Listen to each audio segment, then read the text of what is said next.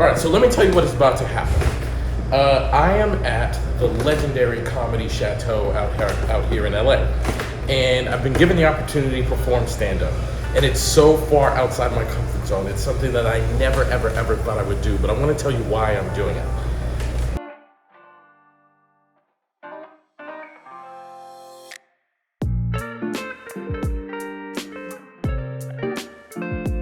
I have a friend, her name is Tiffany Haddish. She's a well-known comedian and actress. She's in lots of movies, the current movie, The Haunted Mansion by Disney, go check that out. And she's been telling me for years that she thinks I'm funny. And then she introduced me to another comedian, a guy by the name of Justin Hires, and he was like, yeah, you're super funny. He talked to the owner of the Comedy Chateau, and they had me do an open mic night like a week ago. And then it went really well, so they asked me if I wanted to come back and do a comedy showcase. And here we are, Thursday night, 7:30 p.m. in LA. In a few minutes, this club's gonna fill up with people. And why am I doing this? Because in order to figure out what you're good at, you have to do uncomfortable new things just to see. Now look, this is gonna be my first time performing in front of a paid live audience, people that are here to laugh. And I don't know if I'm gonna be any good, I have no idea. But the only way to figure out what you're great at is to experiment and do brand new things. But so often people are held back by being uncomfortable. Now trust me, I am uncomfortable. This is way outside my comfort zone. I'm not gonna be talking about therapy, and I'm not writing a book, and I'm not doing therapy. This is me completely exposed in a new environment.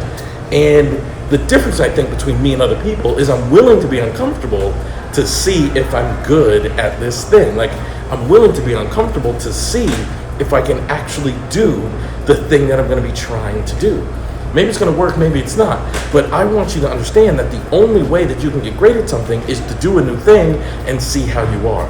I remember way back when, I once wasn't a good psychotherapist. I had to do a new thing to see if I was good at it. And then I discovered solution-focused brief therapy, and I had to try that to see if I could do it. And I was able to go through that uncomfortable part and then get really good at it, in fact, gain mastery. And some of you are held back because you're not willing to go through that uncomfortable part. If you want to be great, you have to go through that uncomfortable part.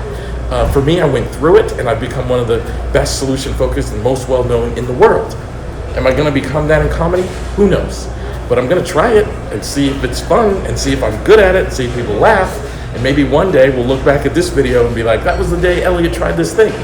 But for you, I want you to try solution-focused brief therapy go through that uncomfortable period where you're nervous and you don't quite know what to ask and you don't quite know what to say to your clients, and figure it out, because you can gain mastery once you go through that uncomfortable phase. It doesn't stay that way, you get much better at it.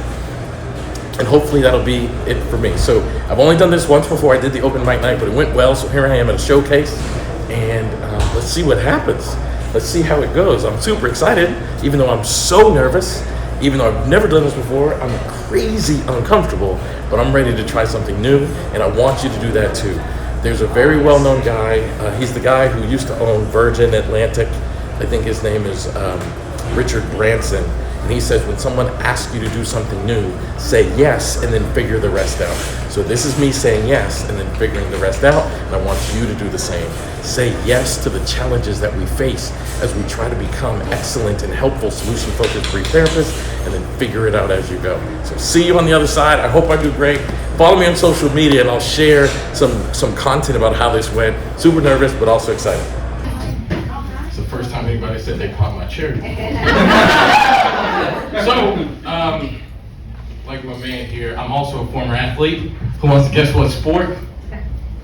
Chess. That's a white dude. No, not chess. Anybody know? Bowling. Baseball. The cool thing is every guy wants to be an athlete. You ever watch guys they stand like this and they look like my legs are tight because I've been doing leg day working out. The truth is, when guys do this, we're separating our testicles from our legs. I'm trying to see you guys not think about anything else. But it's true. He said I'm starring in a television show that's being executive produced by Tiffany Haddish. And I'm super excited about it. All right. Super excited about it.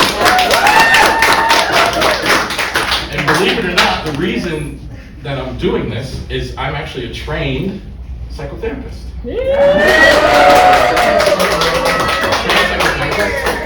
And that's why I've come to LA. Now, how many people here are from Los Angeles? How many Angelinos?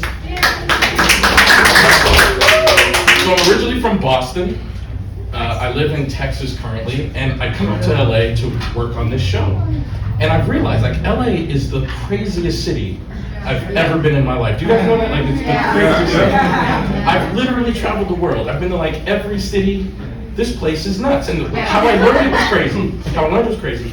My first trip here, the first place I went to eat, I landed, my team put me in a condo in a place called like downtown LA, right near Koreatown. And I'm starving and nothing's really open. And I go to a place called Carl's Jr. So I go to Carl's Jr. and it's packed. It's full place. And I order a cheeseburger, some weird thing called chicken stars, and French fries. And I go to my table and I start eating my meal, full restaurant. And I notice the guy walk in, and I want to call him homeless, but I think that's too judgmental. I don't know his hip living situation. I'll tell you in a minute why this is important. So this guy walks in, he's wearing nothing but a windbreaker, like pants. That's all he's got on, no shirt, no shoes, nothing. And he walks in and he starts digging in the trash in the beginning, at the front of the restaurant. Now I'm in the back, and I noticed dude walk in wearing nothing but windbreaker pants and nothing else. And I can't take my eyes off the guy. Like, he's so weird looking to me, but no one in the restaurant is paying any attention whatsoever to this strange dude. And then he comes walking towards me, and there's a trash can right next to me. I swear there's a two-story trash can right next to me, and he dives in and starts pulling stuff out of the trash can. Now, while he does this, I swear to you, I'm not making this up. While he does this, his pants fall to his ass. So I'm eating my meal, looking at this dude who's clearly struggling at his ass. And no one else is paying attention to this. But I can't take my eyes off it. Because my second biggest fear is that I would see this. Now don't make me laugh. I gotta show you what. My second biggest fear is this, what I was gonna see. So I'm behind him, dude's thinking this trash. Here's what I don't wanna see. Right? I don't want to turn around and see it swinging. That's my second biggest fear, is he's going to turn and I'm going to see this. But y'all know what this is. I don't want to see this. But I can't take my eyes off of dude because my first biggest fear, now one of the things I've noticed about LA is the homeless community is like, it's like squirrels in Central Park. Like they just come up to you and don't move. So my first biggest fear is I'm gonna feel this. And I don't wanna feel that on my leg, so I can't take my eyes off dude because I thought he was gonna come up to me. So now I'm completely disgusted. I cannot continue eating this meal. I cannot keep doing this. So I decide, man, I can't do this. I walk over, throw the meal away, and I walk out, and I turn back and look at dude, and this is when I thought, I don't know if this is home, I think this might be his job. And he digs my meal out of the trash, looks at me, and goes like this. That's crazy, the city. So I'm here because Tiffany Haddish, who's a real good friend of mine, said she thinks I was funny, and I should do stand-up and be funny. So yeah. Because I'm a family therapist, because I'm a licensed professional counselor, I can't do this without inspiring people. And my specialty is working with couples.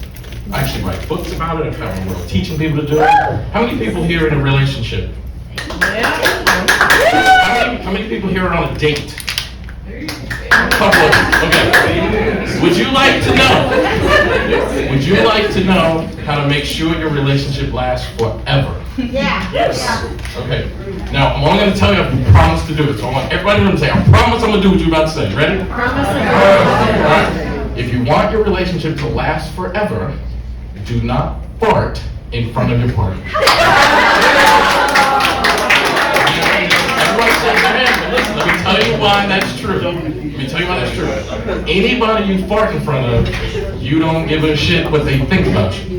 And if you wouldn't do it on your first date, do not do it on your 1,000th year of marriage. Thank y'all so much.